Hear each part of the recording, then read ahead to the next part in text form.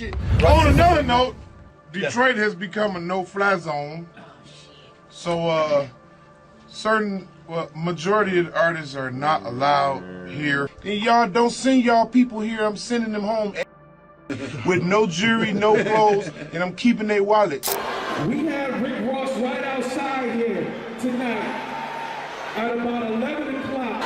When he was pulling up to come into Sherry Park, he was met by 100 individuals outside. Let me ask you, Trick, because I don't understand, what is the no-fly zone? When record labels used to have like street teams, and that was back in the A&R days, you know, they would have a promo team, take the artists, you know, A&R take the artists to different locations, and it was like they were just coming to Detroit and wasn't picking up nothing. The day Trick came up with the whole no-fly zone thing was the day Detroit got even riskier for rap artists. Basically, the policy means if you're not showing love or support to Detroit on South, then don't bother coming, unless you're ready to deal with the consequences. And trust, some artists found out the hard way, from Rick Ross getting death threats and being blocked by over 100 goons. He was met by 100 individuals outside.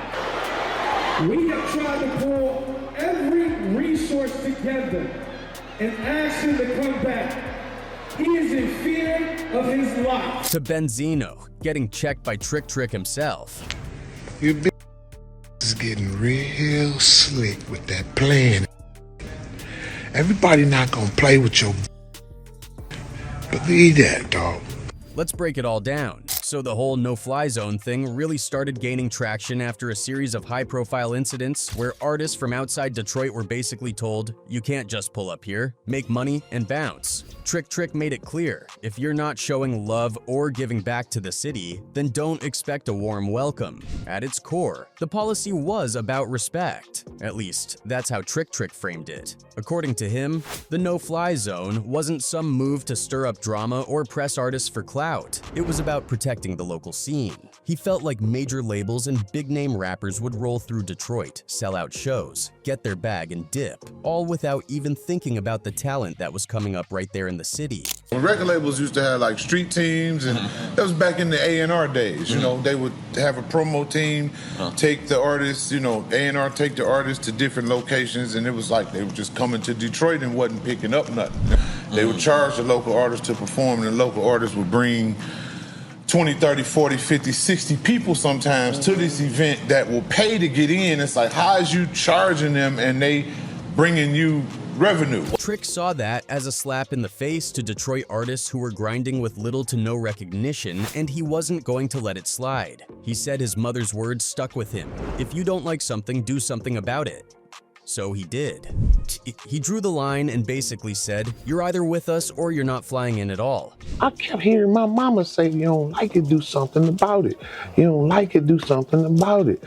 Man, I was watching these youngsters, man. I was watching artists. I watched my generation of artists come through. Now, some people praised him for it. They saw Trick as someone who stood up for his city when no one else would. They felt like he was putting Detroit back on the map and making sure outsiders respected the city instead of using it as a quick paycheck. In their eyes, the no-fly zone gave local artists more leverage, more visibility, and a chance to get a seat at the table. But of course, not everyone agreed. Critics started calling the policy outdated and counterproductive. They argued that shutting down artists or threatening promoters only hurts the Detroit rap scene in the long run. Instead of opening doors, it was closing them, scaring off major acts, creating unnecessary beef, and turning Detroit into a city people were hesitant to do business with. But Trick wasn't trying to hear any of that. In an interview, he doubled down, saying, I don't give a F how it's affected my reputation. It just would be wise for promoters to call me and check on the artist they trying to book before they book him. They gonna F around and book somebody I don't want here, and I'm gonna tear his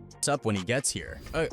Fast forward to 2020, and Trick reminded everyone that the no-fly zone was still in full effect. When the nationwide protests kicked off after the murder of George Floyd, cities all over the country were dealing with both peaceful protests and chaotic looting. Trick had a strong message for anyone thinking of coming to Detroit on some reckless energy. He hopped on IG and posted, "These boots on the ground. Be safe. Hashtag no-fly zone on all outside disruptive mother Fs. Stay in your neighborhood and protest. We got our city. Anything caught destroying property in the city of Detroit will be dealt with accordingly." The few we've caught already know these to be facts. Try me. Now, when it comes to artists who cross the line and violate Detroit's no-fly zone, it's not just some warning or light slap on the wrist. The consequences can get very real. We're talking about artists getting banned from performing, called out publicly, and in some cases even facing physical confrontations. Let's rewind to 2006 for a second to the tragic loss of Proof, a founding member of D12 and one of Detroit's most respected rap figures. While his death wasn't directly connected to the no-fly zone policy, it definitely shifted the vibe in the city.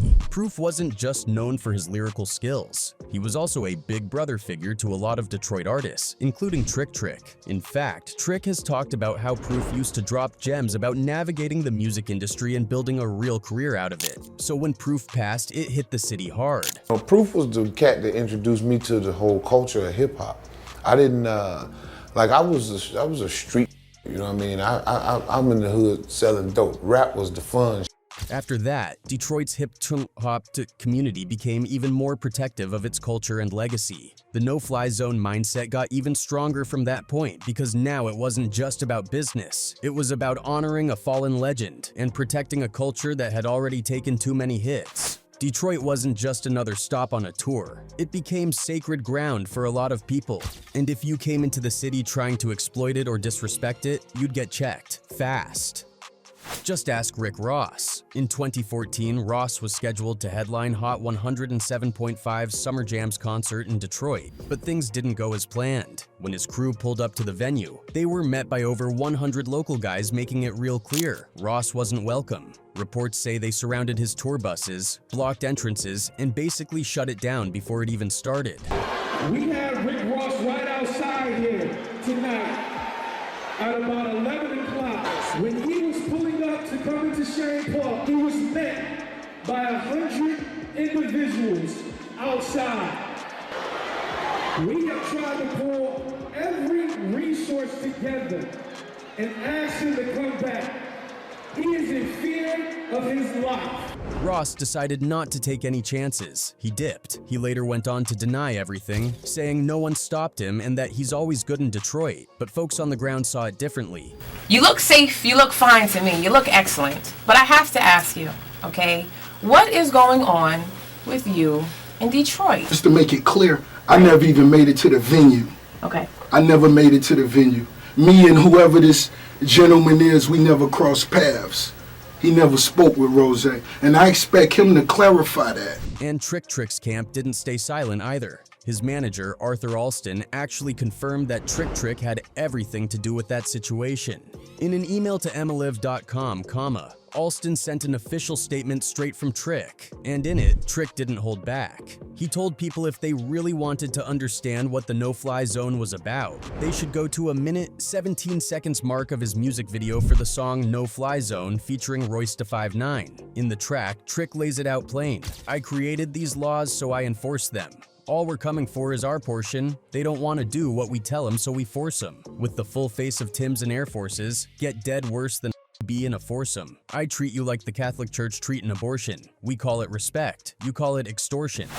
I created these laws, so I enforce them. All we coming for is our portion. They don't want to. But here's what made the Rick Ross situation even deeper. One of the main reasons Trick reportedly blocked Ross was personal. At the time, Ross had beef with 50 Cent, and as part of that, he'd taken some shots at Eminem too. And that right there was a major line crossed. So, the only way I can fix that, Eminem, you're a monkey. He's really a hunky, but that's racial. He's a monkey. See, Trick and Eminem go way back. They're not just collaborators, they're family. Trix actually said it was Proof who introduced him to M, and from there, a real bond formed. Eminem helped Trick get his footing in the industry, gave him key support when it mattered, and even bailed him out of jail during a serious legal situation. Well, I was like, okay, let's go. I'm leaving. I get around the corner, the shooting going off. I hear shots. Oh, you want to talk to me about some punk? They've worked together on multiple tracks, most notably the gritty anthem, Welcome to Detroit. And Trix made it known that their relationship goes way deeper than music, it's loyalty.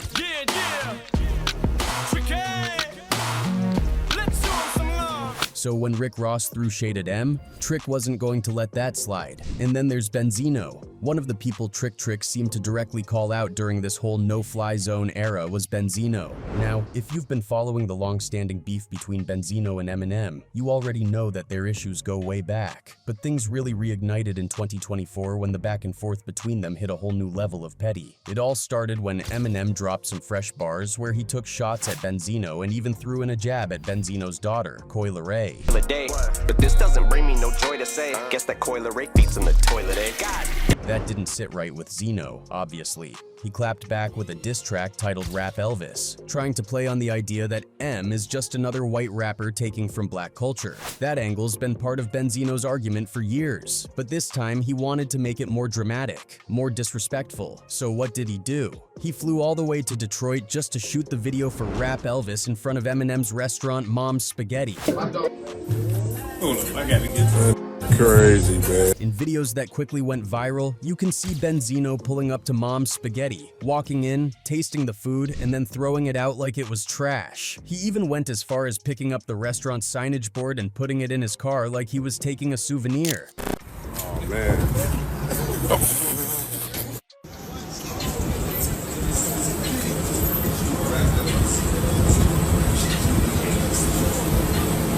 But it didn't stop there. He entered the museum portion of the building, which houses all kinds of iconic Eminem memorabilia, and started clowning in front of some of the exhibits. Then he took it to interviews, going on full rant saying Eminem never did anything for Detroit, claiming M doesn't care about the city, its people, or the culture. He tried to discredit everything M stood for, hoping to stir up support and make his diss hit even harder. But that move backfired heavy. Shortly after Benzino posted those videos, Trick posted a response video that felt like a warning. You bitch is getting real slick with that plan.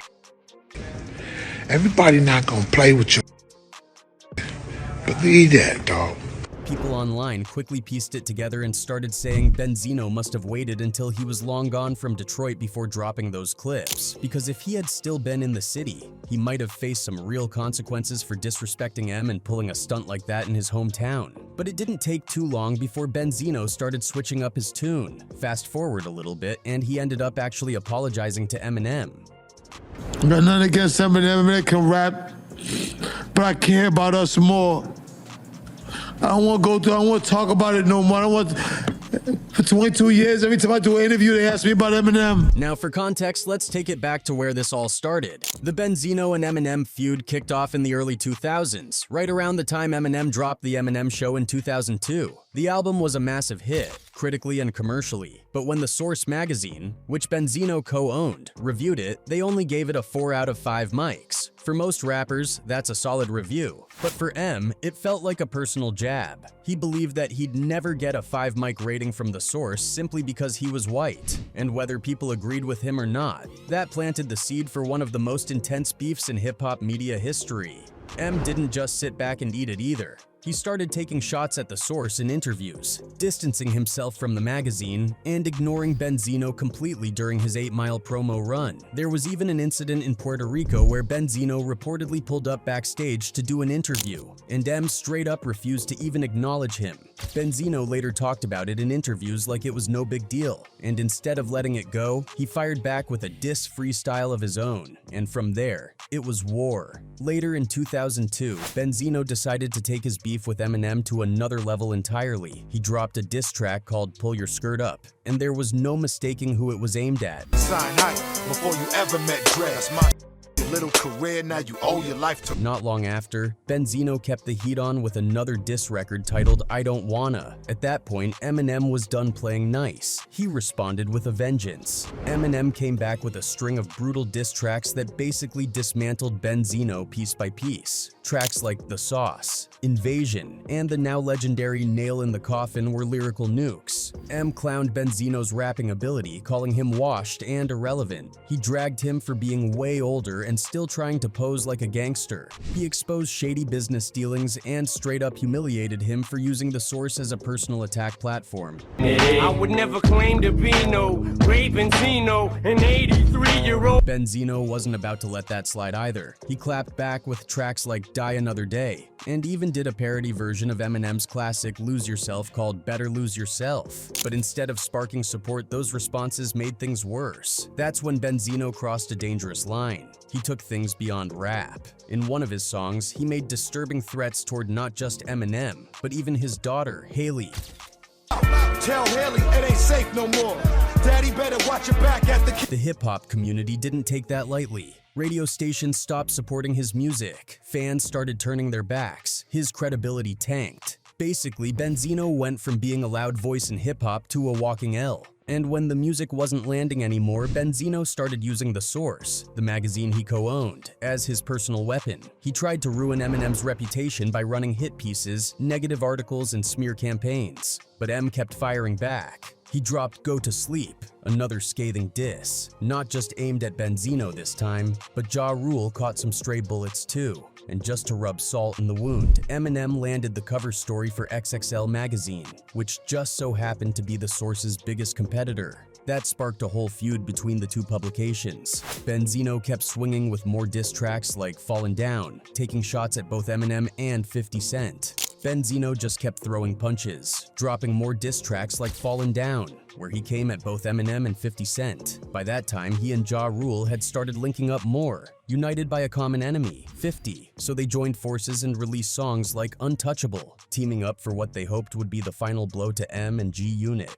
but it didn't land. Then in 2003, Benzino thought he had found the nuke, his trump card. He somehow got his hands on an old track Eminem had recorded back in the early 90s called Foolish Pride. In that song, M had used racially offensive language, and Benzino saw it as the perfect way to cancel him. He leaked the track on The Source's website and even published the lyrics in the magazine.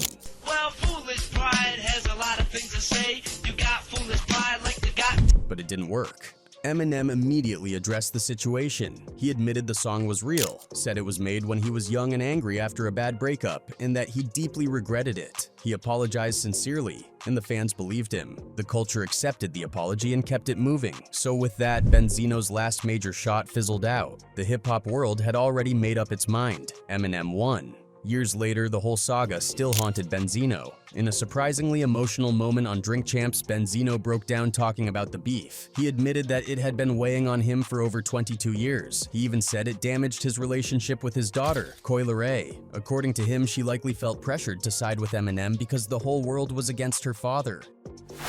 My daughter came into the industry figuring that, hey, I gotta be cool with Eminem because everybody's against my dad. You think cool?